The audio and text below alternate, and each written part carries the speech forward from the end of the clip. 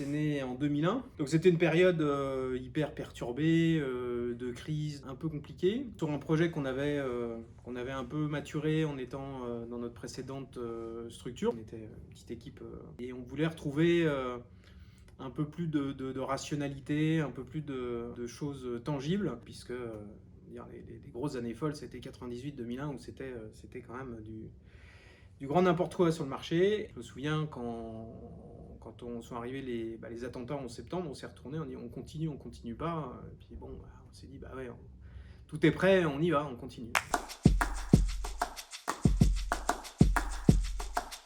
On avait dans l'équipe de fondateurs un copain de promo qui nous a pas accompagné longtemps, dont le père était entrepreneur. C'est un gars d'une 60aine d'années et ça m'a marqué, c'est vrai, ce truc.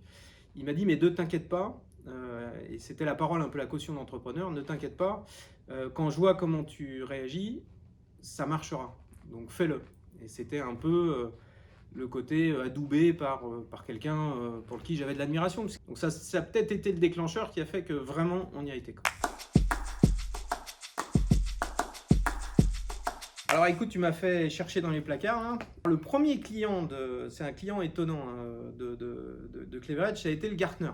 Il nous avait commandé une étude comparative sur les portails gestion de contenu que je t'ai amené, tu vois, portail gestion de contenu, état de l'art, et ça avait été une belle caution, quoi. Tu le liras si tu veux. Ça va pas trop m'intéresser, je pense. Ouais, j'imagine.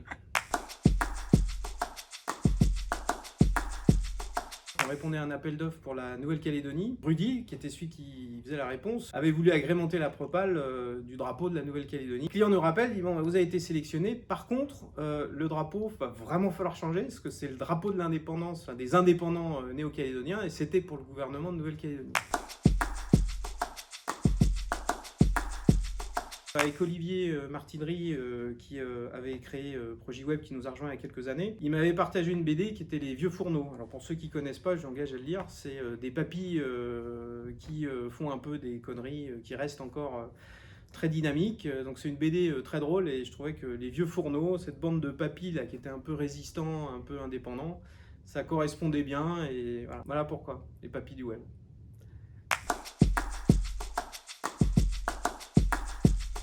Dans 20 ans, ce qui est certain, c'est que je serai moins là.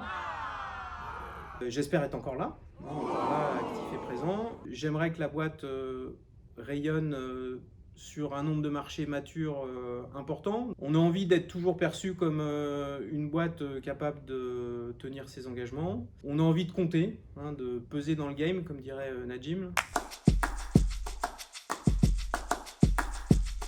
C'était Olivier Barillet qui en a été l'auteur. On avait reçu un cahier des charges écrit n'importe comment. Et en interne, il nous avait envoyé c'est quoi ce cahier des charges, tarte à la merde. Et il n'avait pas fait gaffe, il avait laissé le client en copie. Donc, Xavier Battu, qui était le commercial à l'époque, on l'avait entendu dans les bureaux taper putain, il a pas fait ça. Et bon, ça s'était très bien terminé. Mais et ce coup-ci, on l'avait perdu ce dossier. Mais c'est pas pour ça.